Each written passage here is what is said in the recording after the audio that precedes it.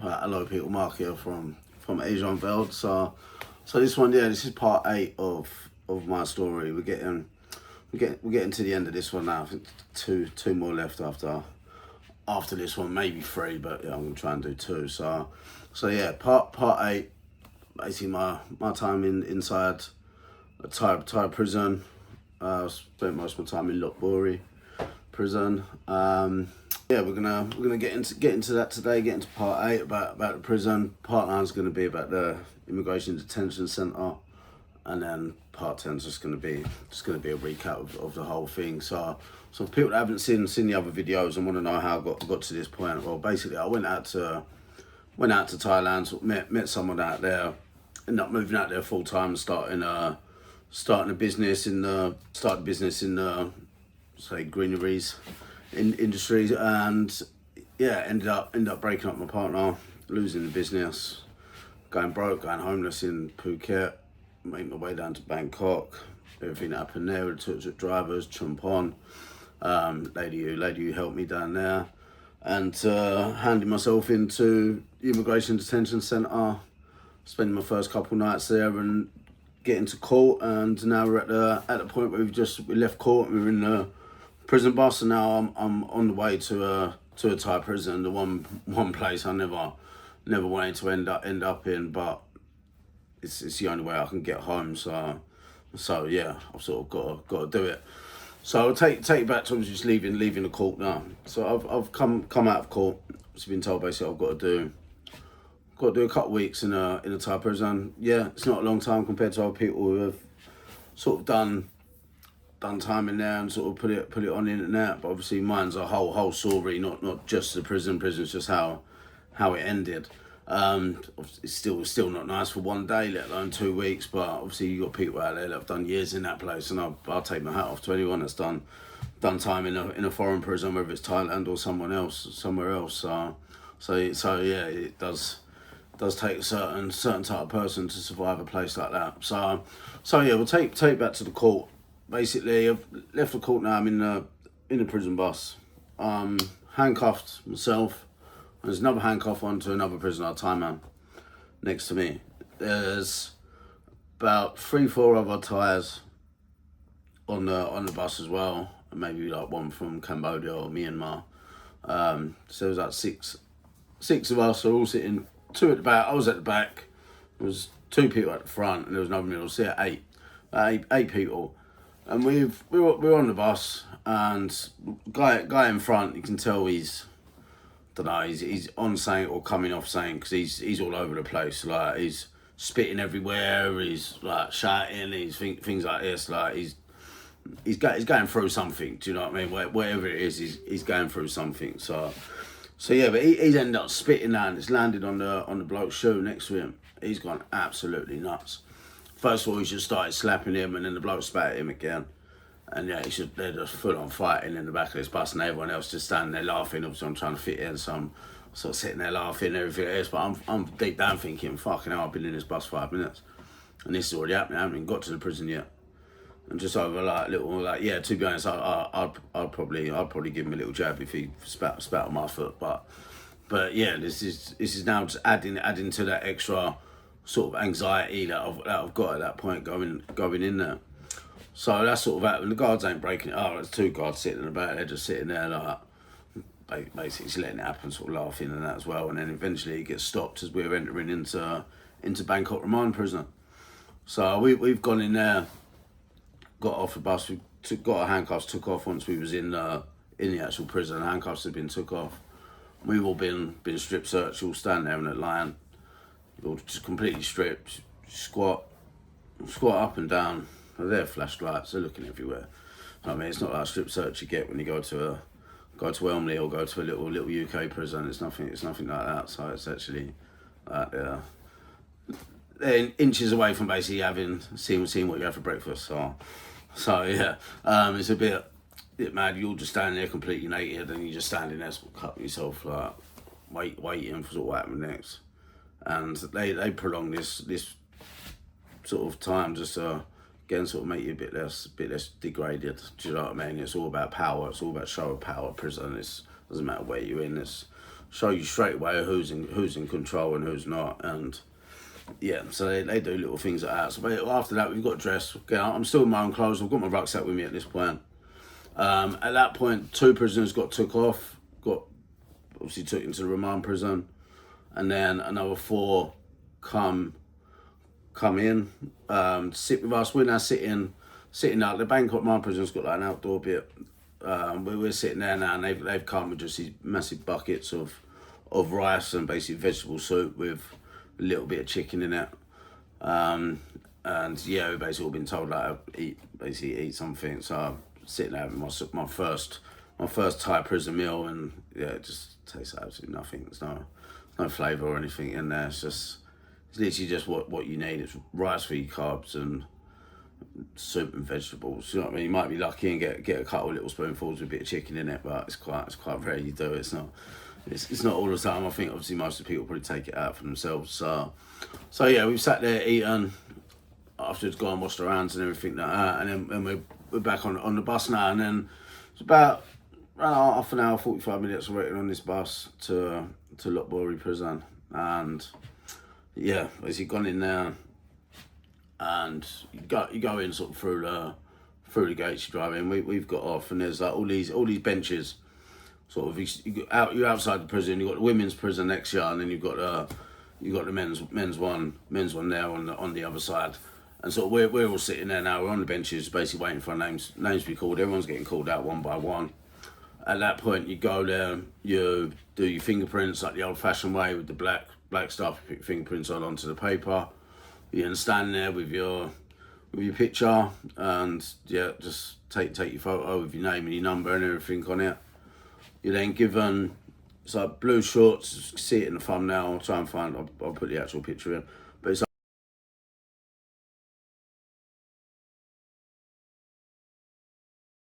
blue shorts that basically it's one size fit all. So what you do is you put it up, and then you go to the side and then you tie it on the side, or you sort of loop it over or do something to sort of fit it. But it's one size fits all. You then get a light blue t-shirt, so it's dark blue sort of shorts, light blue t-shirts, and then like you just said, your one pair of shoes, one pair of flip-flops. The light blue t-shirt, dark shorts. As you see, everyone's got the same size. So some people it's baggy, do you know what I mean? Sort of everyone in there wears the same things. If you haven't got shoes, you get given the white shoes that I showed in the last video, the flip-flops. I already had a pair, so yeah, I was able to wear them, and you get to take out your bag. You get 2 t-shirts and 2 pairs of shorts that you can take out of your bag. Your bag then gets bagged and tagged and gets taken off, obviously into like storage sort of room. So at that point, you wait for everyone. I say it was about 6 of us at this point. We've all now walked in, and now we've gone through the actual gates, like the main gates into the prison. Just looking up, you're seeing like these sort of 2-story. Like again, I'll put a photo in. The photo ins will probably do it more justice than what I can explain. But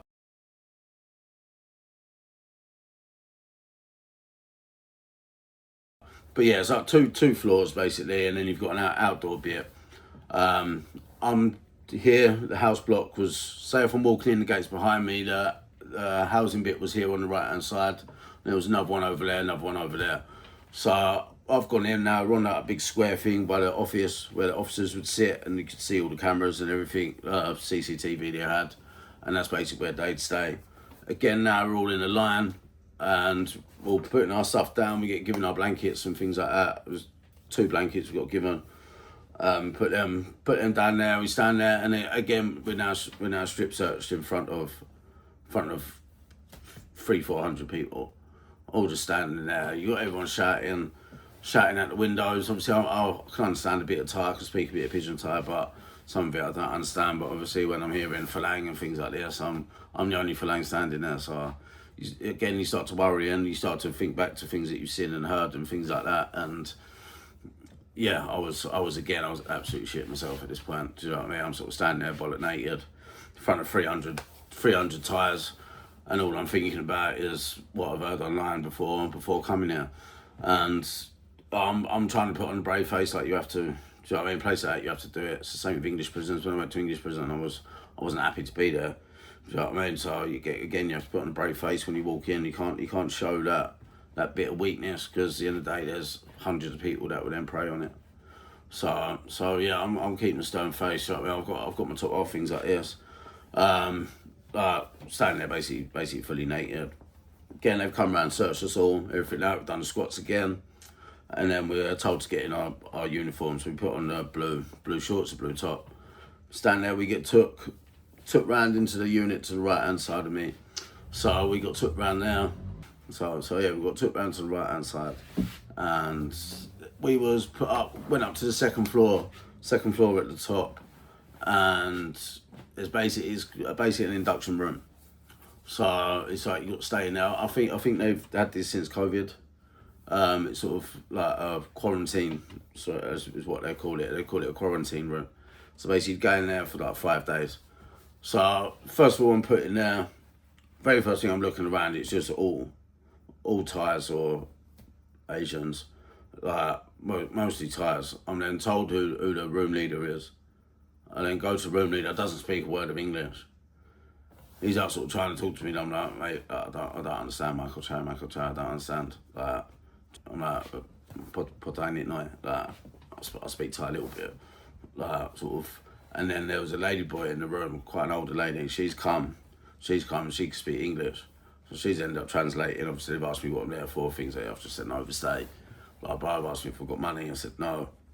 So I've checked through my clothes, I looked through my clothes, things like this. I remember one pair of my shorts still had the drawstring in it, and the leaders took that out, and he was like, I keep. I'm like, alright mate, do you know what I mean? I'm not going to sit there the first night and fucking start getting in trouble over a drawstring, do you know what I mean? He'll make you have it, do you know what I mean? I don't really give a fuck.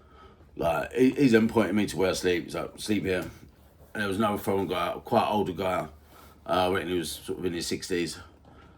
He was there in the corner, and right in the corner. So say my back's to the door, and you got the gate, and you got the sort of bars and everything here. You got the telly behind me, above me here. I've then gone to that side, right in the corner. So I'm now in the corner. There's one guy I found out he was Canadian, and there's a little space, maybe the same length of my shoulders, if not a bit smaller. And yeah, basically I've been told to sit there. That's where I sleep. So I've put myself there, everything. I'm then sort of sitting there, and you got the usual thing. You got everyone coming up to you asking you questions. Like, why you been in Thailand? How long you been in Thailand? I say you got this lady boy sitting there translating the whole thing. She ended up basically just translating for me the whole time I was in. This was the only one that could speak English. Basically, what it was you had my corner was like the foreigners, and then a couple idiots next to me, and then basically around the outside of it. So if you had a wall behind her, they were all Thais, and then there was a line in the middle of the room as well of people sleeping, and they were all Cambodian, Myanmar, Vietnam, but other places that they don't call Phalang. Like Phalang's white foreigners. Do you know what I mean? So yeah, I'm with this Canadian guy. I said this lady boy's translating. She's having a laugh in there. I don't know what she was on. She seemed like she was on something. Again, she seemed a bit older. Obviously, she'd had her head shaved and that. Like, so it's a bit weird sort of saying they got a bald man in there with big, massive fake tits. Like, it's weird. But yeah, she's like going around. She's showing all the boys her tits and that. Like, so everything, yeah, it's all a bit mental. And she's just having a laugh. You know what I mean? I found out she basically keeps going in there because she wants to find a husband. So yeah, good luck to anyone that sees her in there. You could end up being the husband. But yeah, she said she ends up getting herself arrested, does like 5-6 days in the jail, and basically tries to find a husband in the prison, and then gets let out, and she'll wait for whoever she's basically got with within them 5 days. And so, yeah, so she was a character, shall we say? But yeah, so basically I sort of go. I've ended up talking to the Canadian guy next to me. He sort of explained to me what he's ended up doing. I didn't really understand his story. I think he was personally chatting shit. But yeah, he'd been over at the immigration centre already. He'd had a case for some drugs or something, and then he was meant to already go home. And then when he went home, he got arrested at the airport or something, and then he's been sent back to prison. So this is like his second time in there or something. Like, his story just didn't make sense to me, to be honest. But yeah, he's the only one that can speak English. You know what I mean? But he's a bit more on the he's angry against the tyres. He don't do the things like everyone wants. Everyone's a bit pissed off with him. But where he's an old bloke, he's fragile. No one's going to touch him. Like so yeah. I spoke to him because he could speak my language. That's the only reason why I spoke to him. If there was other people in there that could speak English, I probably wouldn't have conversated with this bloke. Just, he's a bit, I don't know, something about it was a bit weird. Just his presence, everything about it was a bit weird. But yeah, basically he's gone around and told me, he's like, oh, like in your sleep you need to make a gap between me and you. I'm like, mate, well I can't. I've got this geezer next to me. It was again like he was a bit mental. You could tell he had a bit mental health. Like he was sort of getting off. I reckon it was the drugs and that. Like he's talking to himself, shouting to himself, hitting himself and things like that. Like I'm like, mate, like, I've got him next to me. I'm not fucking going near him. Do you know what I mean? He's like, basically, he's then pulled off his blanket and gone, mate, I've got scabies. Showed me his body, like his skin and that was fucked. Like, and he's like, mate, like you touch me, you're gonna get it. And I'm like, fuck's sake, like my first night in, I'm laying next to a bloke who's got scabies. So I've basically this boy next to me and that now. So say there was him there, and there was like a group of about 3 or 4 guys. You could tell they were like respected, because I was sort of sitting there, just sort of looking around, trying to get my feel with the place. I'm looking at the bars and that. You had the outdoor bit. There was like a square where people would play football, and there was like a little volleyball, netball thing on there as well. And basically, yeah, people just walk around, and that's my view from the bars. So I'm just looking around trying to get my gauge of this place, and I kept seeing these a group of about five prisoners. They're all covered in tattoos, like head to toe in tattoos, and like straight away they've come in the same time as me, and like straight away they're getting things brought to them. I was getting hot water, they had tea, coffee, things like this. They've got noodles to eat. Like the room leaders come to them. One of them was doing the tattooing in that. He ended up tattooing the room leader in there. Like you could tell these guys were something on the outside, because straight away the trustees, the ones that lock your doors and things like this, they were coming straight away the minute we got in there, bringing them things, everything they needed. They was bringing them.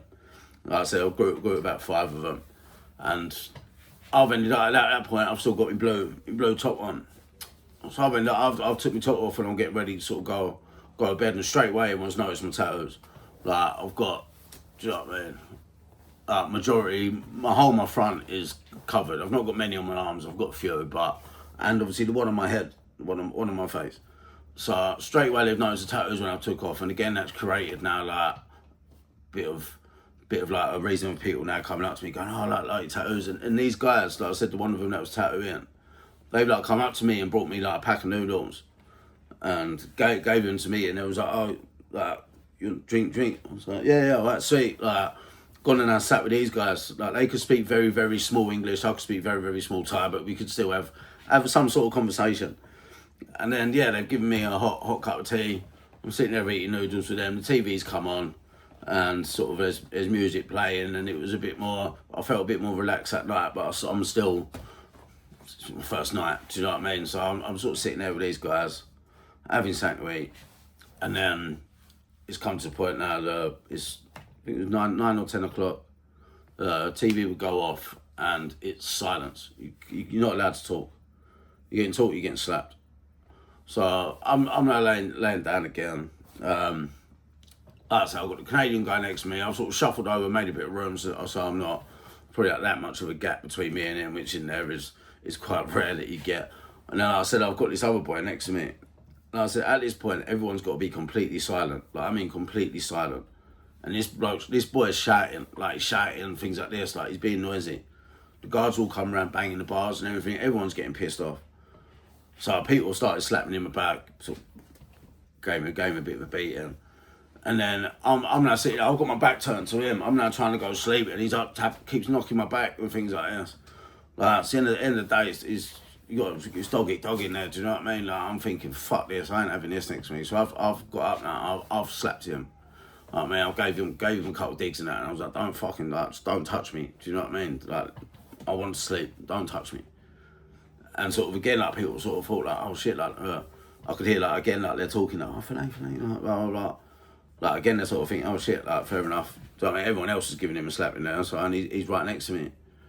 And then basically, he's ended up getting up and moving and gone in the middle with the like Cambodian and people like this. So he's ended up going there, and now there's a bigger gap. So I've ended up moving up, and now next to me are these guys that that I said about that was obviously something on the outside, sort of some sort of mafia type on the outside. Like I said, head to toe tattoos. Again, now we spoke to them about the tattoos and everything, and after that we've all been told again, like, shut up, we've all got to be quiet. So sort of now, like, I'm laying down going to sleep. These boys there, they're all having like, they were probably 40 odd. I reckon 40, maybe, yeah. I reckon between 40, 45, these guys. And they were all sort of doing like little kiddish jokes. Like, they're all sitting there pretending to be asleep, and then like they'll start like tickling each other and things like this. Like, it was weird, but it was quite funny. Do you know what I mean? It was sort of saying to make you laugh. So, and no one was telling them to shut up. And then, I ended up going to sleep. I slept all right, as well as I could. There's a lot of noise in there. There's a lot of things that you hear, and then you're just waking up every few hours. Someone's going to the toilet. It's noisy. So, like I say, like the cell, you probably talk I don't know. Like I said, say the size of an average living room in England, maybe a bit bigger. Say like, I don't know. But yeah, so you got that, and then on say where I am, and I've got the bars behind me. Directly in front of me is like, you go up some steps, and there's 2 holes in the floor, basically with the little like squat toilets. So you got them, and then there's a big thing of water in the middle that you use to shower and to obviously wash your shit down and things like that. So you got things like that. You got people going for shit, and you're sitting there smelling it. It's fucking hell. It's a lot to get used to, put it that way. But just like another thing I want to touch on is just like obviously the overall conditions of the prisons out there. Like I said, I have done a video previously. You can go watch it after this, comparing the differences between UK prisons and Thai prisons. So I'm not going to go into it too much, but yeah, it's not fucking nice. It's dirty. There's cockroaches. There's the skin diseases that go around that place. Like I said, you hear a lot of people have got scabies. Like I said, a Canadian guy next to me got scabies, although he did say he caught that in the immigration centre before coming to prison. So, but you hear a lot of things about HIV. I didn't really see much anything going on there, with like the fact of you hearing other stories about people being injected with HIV blood and things like this. I didn't see any of that personally myself. But yeah, you do hear a lot about HIV and that in the prisons. The fact you're there, and like I said, it's a squat toilet, and 2 of them in the floor between 200-300 people. Like, the showers are you're all bathing in the same water. So if one person's got something, all of you are catching it. Like, it's not people just malnourished and just skinny, just frail. Do you know what I mean? Like, I'll see a couple of old people just die from, well, basically starvation, because they are getting fed, but just malnutrition.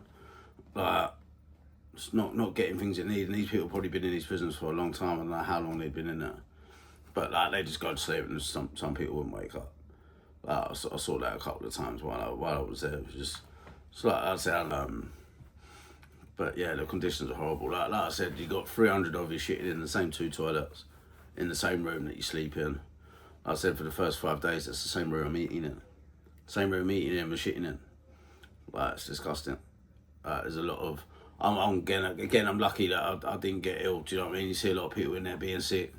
You have a lot of people sort of stomach bugs, things like that, from whatever they're contracting while they're in there. But again, I was quite lucky enough. I didn't get sick while I was in there. But yeah, the overall conditions, I think, are below human standards, below what they should be.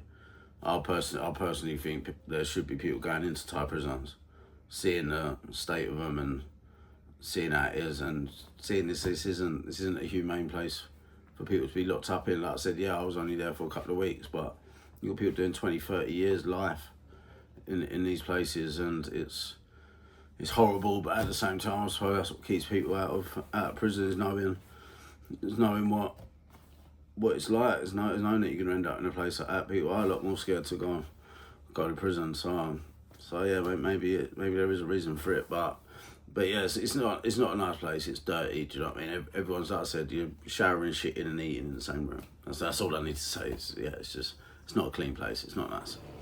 But yeah, so we've gone to sleep. We've got woken up in the morning now, and it's national anthem. So yeah, you have to do the national anthem at 6 o'clock. I think it's 6 o'clock. You get up. Everyone's got to get dressed. Everything folded. You get up. You sing the national anthem. Like again, a Canadian bloke, like he wouldn't get up. He wouldn't sing the national anthem. Like I'm up. Do you know what I mean? I'm doing it. I'm showing my respect. And I'm in their country. I'm in their prison. Like this guy, he's still laying on the floor. He's the only one in the whole room that is. I don't know how he didn't get his head kicked in. Like, do you know what I mean? Part of me probably wanted him to, but yeah, he was just so against like everything to the Thais, anything like that. And when he saw me then talking to the Thais and that, he started talking to me less. Cause I'd be getting teas and noodles and that, he won't. Like, so then me and him basically sort of, at the end of the day, I've got nothing in common with him. I've got nothing to talk about, so we run out of things to talk about anyway. So it was just more, I was asking him what to expect. He told me a few things about the IDC, people to meet in the IDC, things like that. And yeah, that was the only thing we sort of really had to talk about. But yeah, he's just put disrespectful towards it, and I didn't like that. So yeah, but I'm standing there, I'm not singing national anthem because I don't know it, but I'm standing there, I'm being quiet. So I've got my arms behind my back, do you know what I mean? Showing my respect. I've folded up my bed and everything, that's all they're done. And then you do it was like the Buddhist prayer. They then do that. And yeah, so say for them 5 days, we couldn't leave that room that we was in. We couldn't leave that cell. So you then see at around 7 o'clock, you see everyone else go out. All like I said, they're walking around, they're playing football, things like this. I remember I'm at the bars, I'm looking out, I'm just chilling, and I had this lady boy come past, and she's obviously noticed me and gone, oh, Falang. I called her friends up. There was a group of about like 8 lady boys. All of them have then come up, all come running up, like they're all talking to me, like sort of sitting there talking to them. Like I say, it's weird, like you're talking to blokes that have had all Botox, lip fillers, big massive fake tits, and it's weird. Do you know what I mean? Like, I don't know how to explain it apart from saying that, but yeah, so I'm sitting there, I'm talking to all these, they're like, oh, where are you from? Like, all of them spoke English. Like I said, it was nice because they spoke English. I could have a conversation with them, I could have a laugh with them, they understood my banter, they understood my jokes. So yeah, like, I'm spending a few hours talking to all these girls, all these lady boys while I'm sat in a man's prison. Like, so yeah, I remember after they'd gone, I've sat back down, everyone's laughing, everyone's laughing at me and everything else. And one of the boys has come over, because the HIV is a massive thing in prison. If you want to have sex in there, you get given condoms. So he's come over to me, he's gone to give me a condom. He's like, oh, for lady boy. He's like, yeah, and I'm like, jokingly took it. I'm like, sweet. Like, so yeah, like we had a bit of a laugh about that, a bit of a banter about that, and that was yeah, it was a bit of a funny feeling. But so like I said, majority of the days there, them sort of first 5 days were just locked in that room. It's just the same people, no one coming in, no one leaving. So yeah, for them 5 days, it's basically you'd watch out, have a little conversation with lady boy, you do your thing, you get your food would get brought in through the doors. So it'd be like a round metal tray, I put a photo in. So you get a round metal tray with the same thing we've got given in the remand prison. It'd be rice, soup, chicken soup, and yeah, basically that's what you eat in two meals a day. You didn't get a breakfast, it was 2 meals a day. So a lot of times it was crushing up dry noodles and eating them as crisps. They were already seasoned, or you put the seasoned packet in, shake it, and then eat it.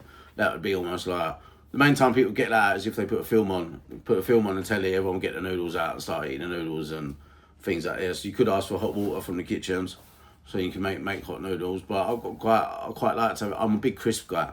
So I mean, I'm not really a chocolate sweet. Like I like sweeties sometimes, but I'm not really a chocolate man. I'm a crisp man. So that sort of thing sort of minded me, and the texture and everything of a bag of crisps. So that was like my little thing that I had was eating them. And like I said, these men were giving me 2-3 packs a day. So like I said, I didn't have any money to get from the shop in there.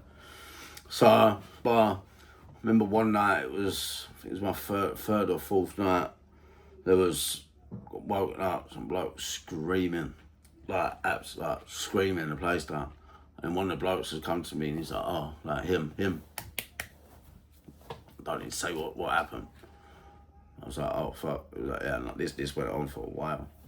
Do you know what I mean? So I can only imagine what that was. You've heard it on other stories, you know what I mean? You've seen it in Billy Moore's film, The Prayer Before Dawn. You see what happened with the bloke that he was forced to watch in there, so you can sort of, don't need to say it, but you can imagine what was going on in there.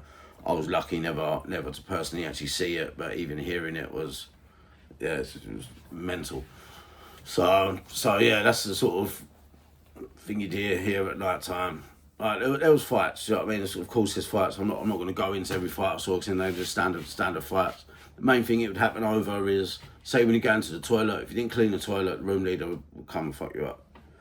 Like, if you, say when you get up and you got to step over someone, obviously the Buddhism have that very thing, like the head is precious, do you know what I mean? Like, you can't like touch you put your foot up towards someone's head, like it's fucking disrespect, like you're fighting. Do you know what I mean? It's the same thing as saying in prison, if you shut out the window, suck your mum, you're fighting. In Thailand, is if you put your feet near someone's head. So basically what you do, if you're stepping over someone, you'd go like this, you'd walk like this over them.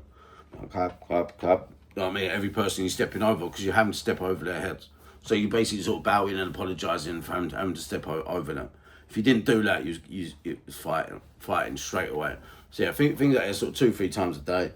I said, you got the mad boy that was next to me in the middle. He's getting beaten up every day, but I felt a bit sorry for him in the end, actually. Like, sort of, yeah, I say you could tell he was just saying something was wrong with him. He probably shouldn't be in prison, probably should be in hospital. But yeah, like I said, I did start feeling sorry for him towards the end. But yeah, I remember then the fifth day they've come in the morning. So we've done the prayer, everything, the national anthem, and then they've come, opened the door.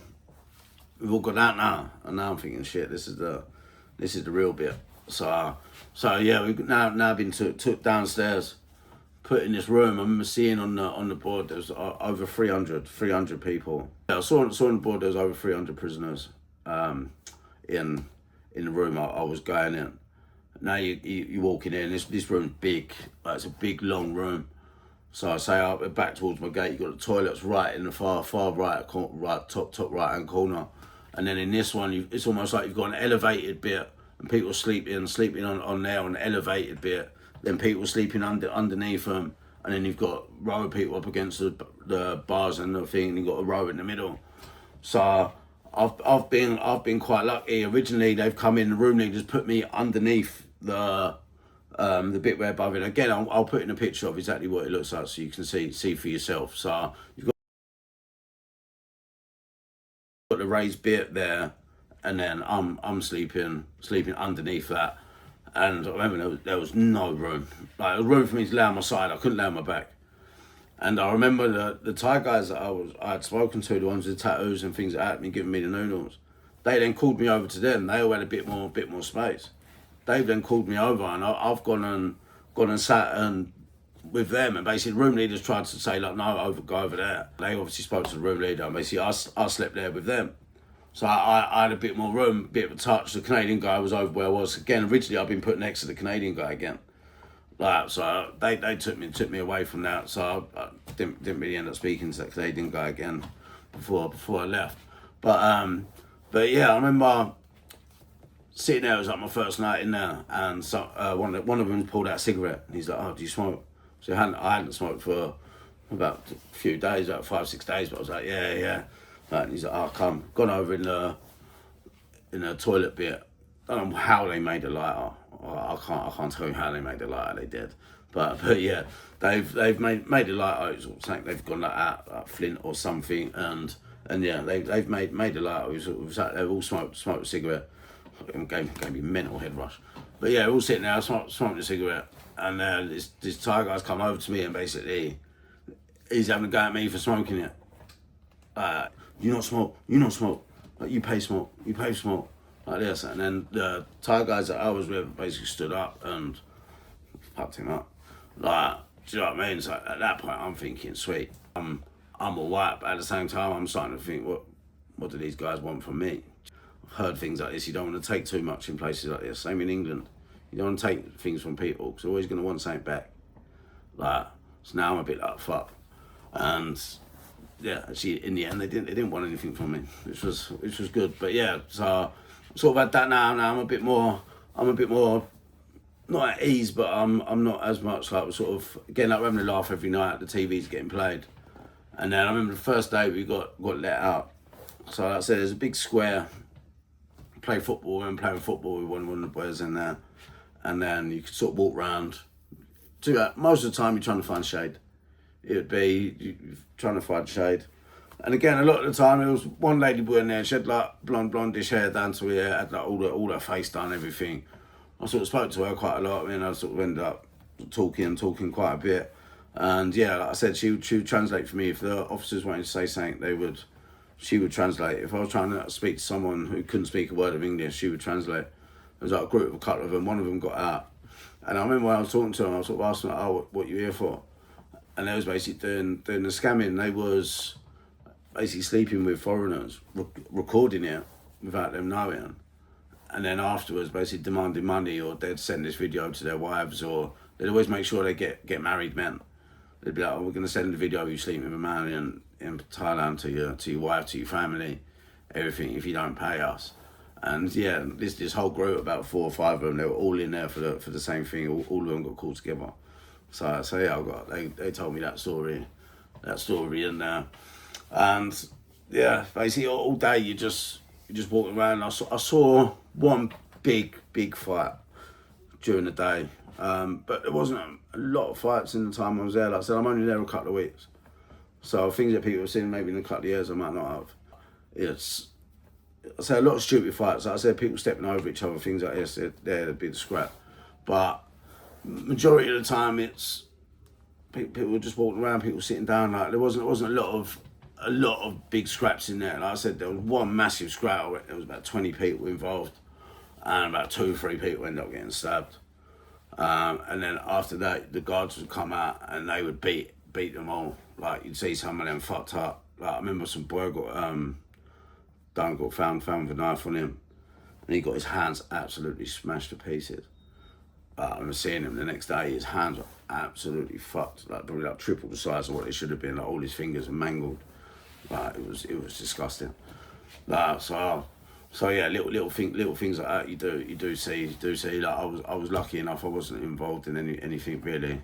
So I kept myself to myself a lot of the time. I was very much on my own, because I knew I only had 2 weeks to get through.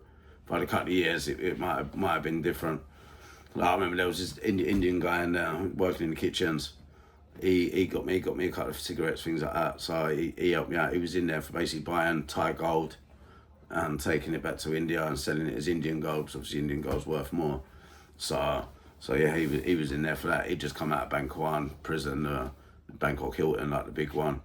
Met a few African guys in there that again been in there for drugs, selling drugs down in Bangkok. End up speaking to them, like you do end up speaking to a few different people that have, and a lot of them don't want to go home. Do you know what I mean? They're just sort of sitting there. Like I remember the Africans that I was with, that I was speaking to, they'd got like 18, 20 years. Like, and they're walking around, like again, where there was only 2 of them, and they're massive. Do you know what I mean? They're big, massive blokes. Like Thais are small. That's no one's fucking with them. They're just sort of left there, do what they want to do. Like, so I had a little couple conversation with them, but not too much. So again, they sort of stuck to themselves, and most of the Thais stuck to themselves. Like I said, I had that little group at the time, and I would speak to, but majority of the time that was more in the cell. When I was out the cell, I had a couple of boys I played football with. I said I'd talk to the lady boys, a few lady boys, and then if I'd see the Thai men when I'm sort of walking around, they all sat behind the housing unit, basically opposite where the guards tower thing is. They'd sit all around there. There's been loads of Thais around there, and sort of sometimes I'd feel a bit, again I'm not afraid to say, I feel a bit sort of anxious and a bit scared to walk around there where that's all the Thais again. I just think I'm doing 2 weeks, I don't want to get involved. Do you know what I mean? I'd rather sit on this little log on my own in the sun and just ride the day out. That's basically what I've done. I just rid the time. So the food in there, the food is the same every day. Every day the food's the same. So you'd go, come out, say that I've walked out of my cell now. You go to the left, you go round to sort of top of your cell, and every time there'd be a count before you go for food. So you'd all sit down in the lines of your rooms and things like this, and you'd all have to call out your names. Like I said, they'd always push me towards the front because I couldn't count past 20. So So yeah, they'd always make sure I was in the first 20. So it's always Nung Song Sam Si Ha Hot, like the whole way down through hundreds of people, and then you'd go to sit down. You'd sit down. There's big long benches. So it reminds me of like school benches, picnic benches, but just big long versions basically of them. You're all sitting there. Little thing that went like the extra mile was one of the guys there. He had soy sauce, or like the oyster sauce, and just being able to put that on your rice and that made such a difference to the food. That like the food was so bland. It was it's exactly the same thing every day. The best thing I had in there was dry noodles. It's the most tastiest thing I've ever had in there, and it's just the same thing day in day out. Some days you're lucky. Like once I've been there a little while, I was getting a bit more bigger portions after a few days, which was a bit better. But yeah, the portion sizes ain't big. Like I said, I would have put a photo in of earlier, so you can sort of see what you're roughly eating, and that's just twice a day. So you do see a lot of people in there. There are skinny people in there. Sort of, if people in there years, it's hard. If you haven't got money, if you got money, you can buy things from the shop. There's a shop. You can put in a request and go to the shop. Things once or twice a week. You can go to the shop. You can get things like noodles. You get things like bread, things like this, and get little extras. So you get your teas. Everyone got a 3-in-1s. 3-in-1, so it's like your milk, tea, and everything all in one. So everyone was drinking them. So yeah, there is extra little things. But if you haven't got any money in there and relying off them 2 meals, it's not enough. It's nowhere near enough. So, and I remember now it was the second to last day was the beginning of Songkran, and I'd never experienced a Songkran in Thailand. So year before I was in Malaysia during Songkran. This is my first Songkran in Thailand. It's mad.